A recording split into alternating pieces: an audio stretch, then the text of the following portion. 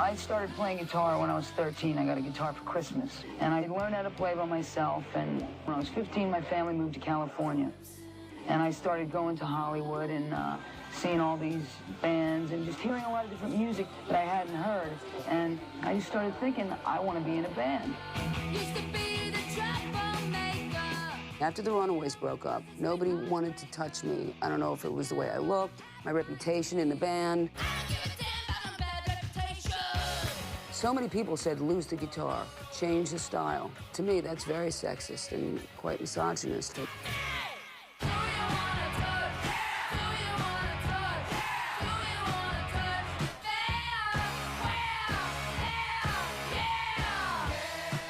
We sent labels, I Love Rock and Roll, Bad Reputation, Crimson and Clover, and Do You Want to Touch Me? And we got 23 rejection letters. There was no way to get the music out unless we did it ourselves. And Kenny borrowed his daughter's college fund, and we printed up, I think, like 5,000 records and sold them out of the trunk of the car after the shows. There's a lot of things I like, but I love rock and roll. I saw him dancing there by the record machine. I knew he must have been about 17. The kids, they bombarded every station in the country, you know, saying we want to hear that. And they brought I Love Rock and Roll to #1 around the world.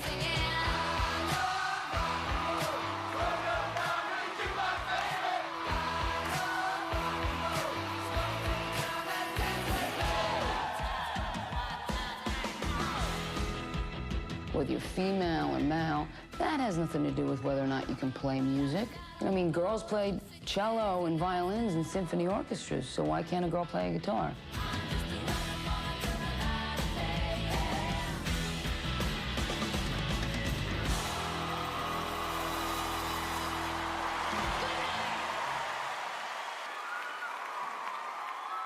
The musical instrument you're listening to now is an electrically amplified harmonica, played by one of this country's most exciting blues performers. Let's meet him now. What is your name, please? My name is Paul Butterfield. I was born in Chicago in 1941. I was born in Chicago in 1941. When I first got to Chicago, the first guy I met was Butterfield. He was sitting on the porch playing some blues on the guitar. We started hanging out and used to play at parties all the time.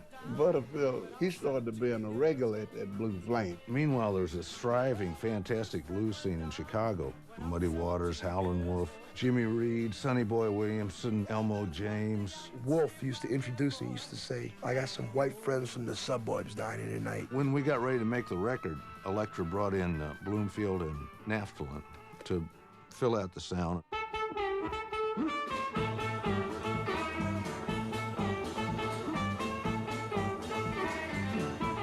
White, black, Paul plays.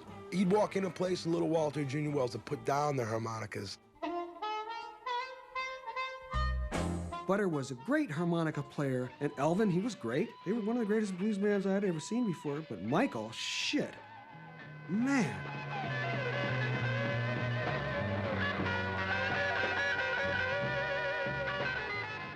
We were all just awestruck.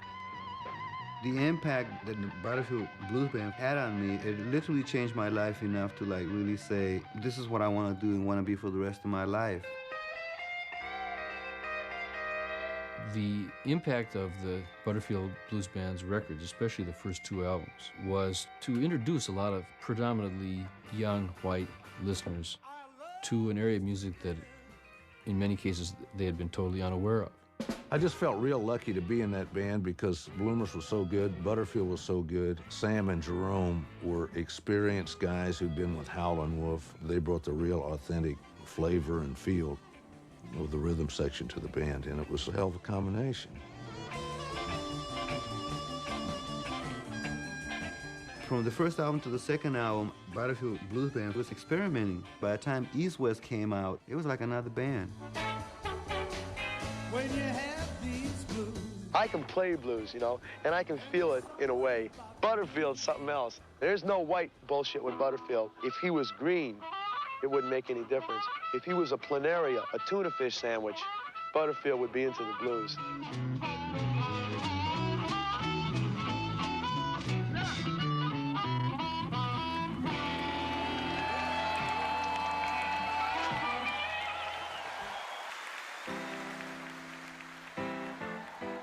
Unique things come from people who have a unique gift.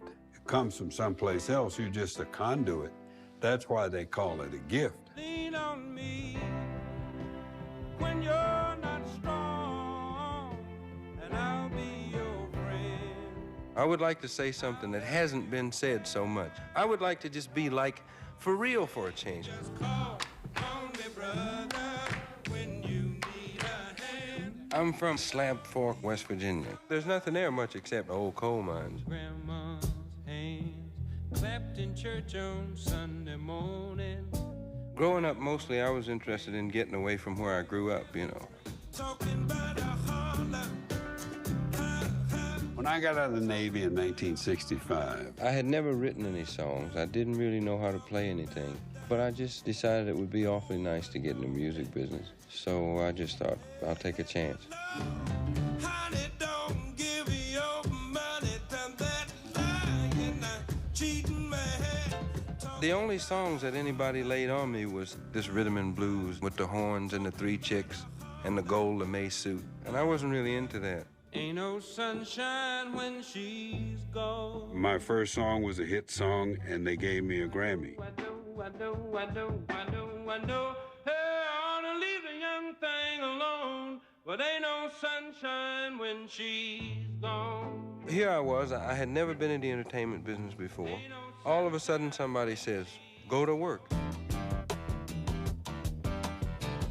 I'm not letting anybody dress me up, and I can't dance. For me, it just would not fit me, you know, as an individual. When you love me, I can't get enough. I think things kind of naturally evolve. You evolve from one thing to another thing. The idea is to survive your odyssey, and if you can make a couple of things happen in your favor, cool.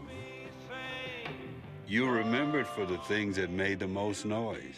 I'll be remembered for these songs.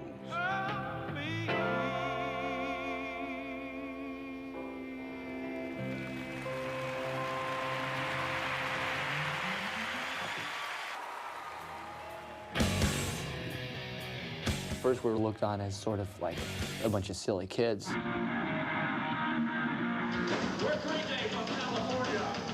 Growing up, we had a good idea of what we wanted to sound like. We just started writing these songs, and we're like, they sound good, and they're really simple. The idea of the kind of music that we were playing being really popular was just out of the question.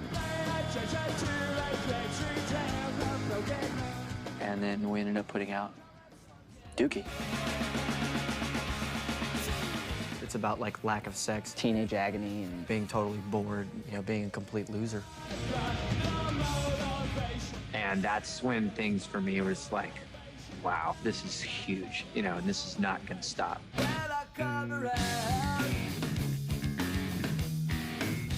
We set that bar, and then we sort of looked at ourselves like, okay, now we have a mountain to climb.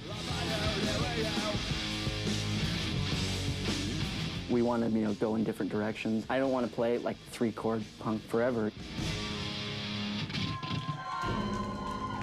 Another turning point, a fork stuck in the road. It was such a change of pace for us.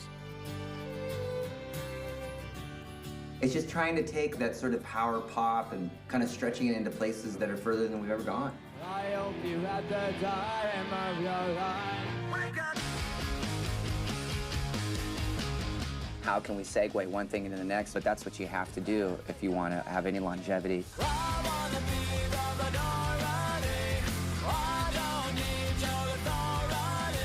I looked at these guys and said, you know, do you guys mind if I'm saying these things? And they were like, no, I wish you would say more.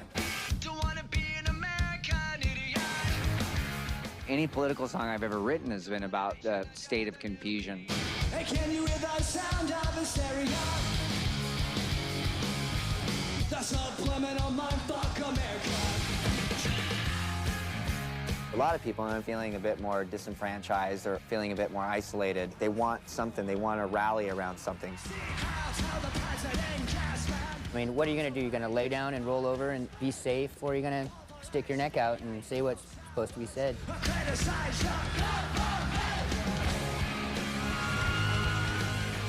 The great thing is nothing is too far-fetched for us to do as long as it comes out the way Green Day would do it. 100 years from now, I'm not going to be here. What's going to be here is our music. You know, you just keep evolving, and I think that we're capable of doing anything.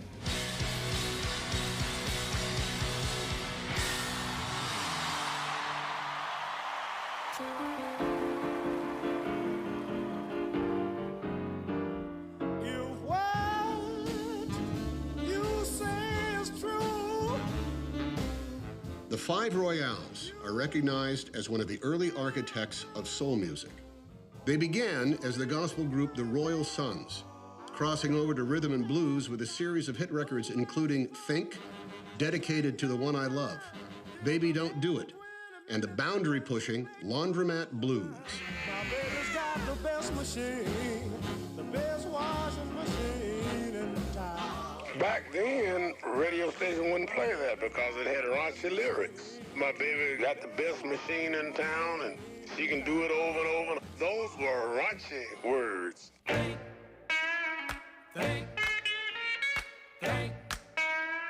Think had these hot guitar licks in it. Also had rhythm. And then we found out that that was one guy playing. Loman Pauling had the guitar down below his knees playing, and he played the rhythm on the neck of the guitar. And when it came time for these great riffs that I kept waiting for, he'd just pick it up and cradle it and play all these hot riffs up here at the top, drop it down, and start playing that rhythm again.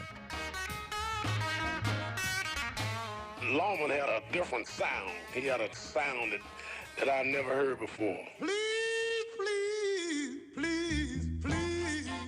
Johnny Tanner was the greatest. Johnny knew just how to put a song over. Loman was a brilliant songwriter, and he understood my voice. He could make a song and say, Johnny, sing this. And I understood him, and he understood me. Why don't you say, please?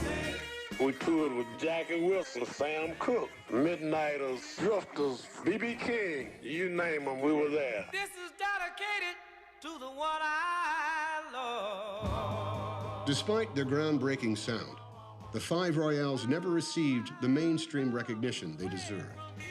However, popular Five Royales covers by Ray Charles, James Brown, the Shirelles, and the Mamas and the Papas have made their songs part of the fabric of rock history.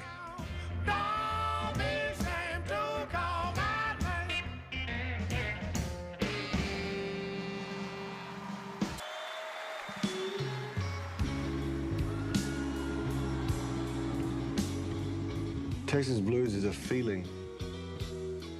It's something that you can't go and read out of a book. Something that you grow up with.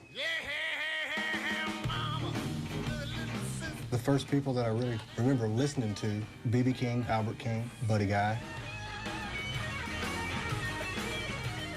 I was picking up on those feelings and that sound and carrying it out. First time I heard Stevie play, I mean, it hit me immediately. And it was like this magic that he had.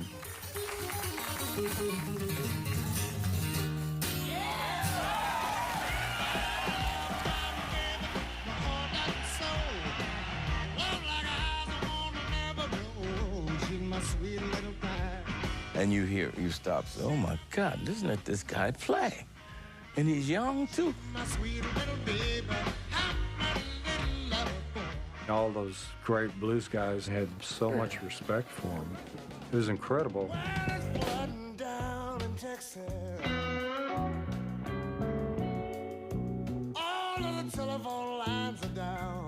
This little kid from Austin, Texas, just played some of the most devastating city rhythm and blues I've heard in years. And I remember thinking, I have to find out who that guitar player is. He seemed to be an open channel.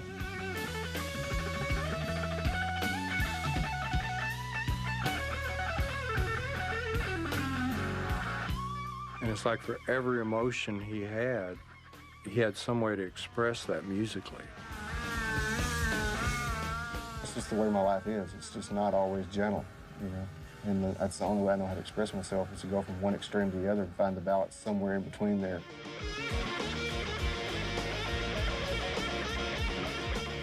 He was one of a kind, man. And he woke up America, Europe, and everybody else with his guitar playing. Those kind of people come along once in a lifetime. The sky is crying. He was always reaching for something higher. I do the best when I just listen for where I'm trying to go with it and where it can go. If I just go with what's in my heart and let it come out, then I'm okay. Can you see the tears roll down my nose?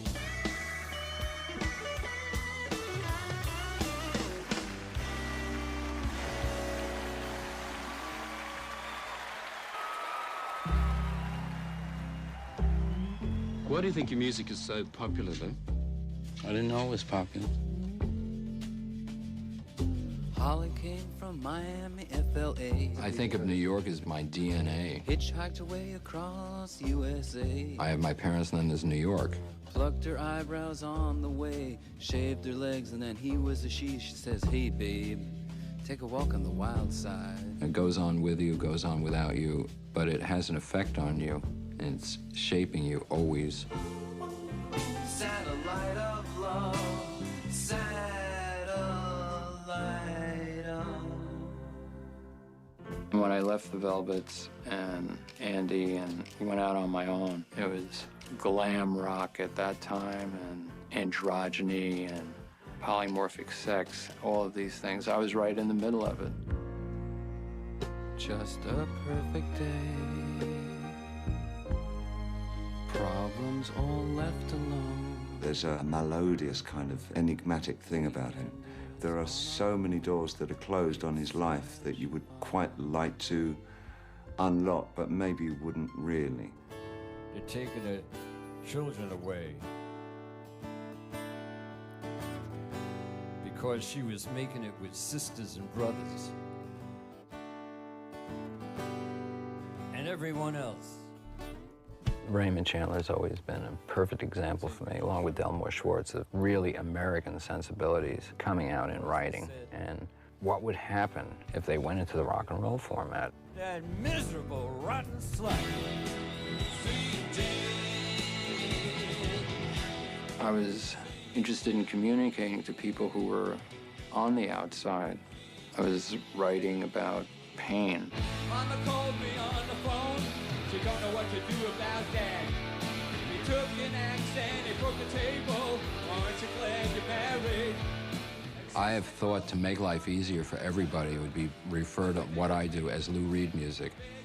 Because if we don't call it rock and roll, then all the junk that has to do with rock and roll, like, are you too serious for rock and roll? Is it too deep for rock and roll? Are there too many words? Is it airplayable? Is it commercial? Now, if we knock that out, and you just say it reflects the way Lou Reed is, and that's the end of it. He's either serious or he's funny, or he means it, he doesn't mean it. You know, give us a fucking break. You know, who cares? You're right. Whoa, babe, and I'm wrong. You know I'm gonna miss you now that you're gone. One sweet day. I like to have something there if you lean in. You know, like if you come to me, there will be a reward.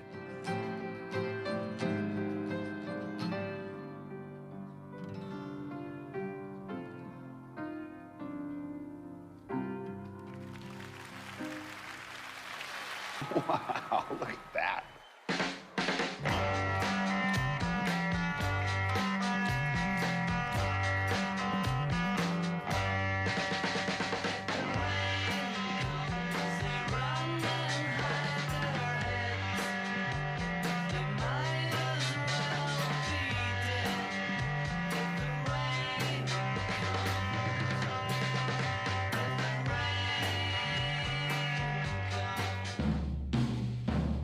Well, that's pretty. That's cool. It's such an iconic drum set. 4 drums. That's all Ringo Starr needed. The most timeless drummers are the ones that are the most simple. Define the best drummer in the world. Is it someone that's technically proficient, or is it someone that sits in the song with their own feel? Ringo was the king of feel. He's a song drummer. Guys that sit down and they hear the song and then they play appropriately for that song. He actually used his kit in a very different way, a very creative way. But for example, on Ticket to Ride, he said, well, I've got something different.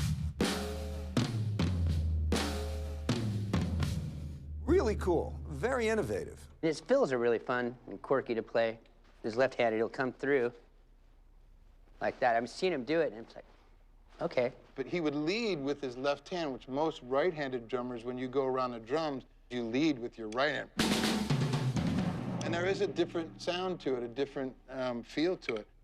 If a producer says to you, give me Ringo, what would Ringo do? It's a Ringo swing. The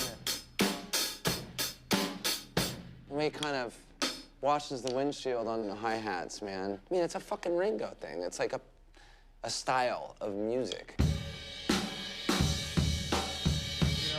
It's that sloppy, swampy, falling down the stairs kind of sound that is, it is the coolest thing ever. Big contribution of Ringo was that he used his tom-toms as part of the composition. He really had a knack for coming up with really interesting musical parts that became rhythmic hooks.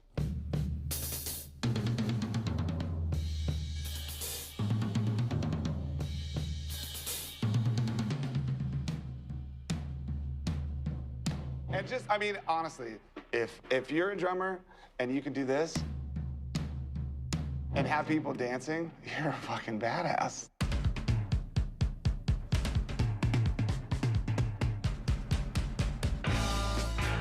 He has the magic touch.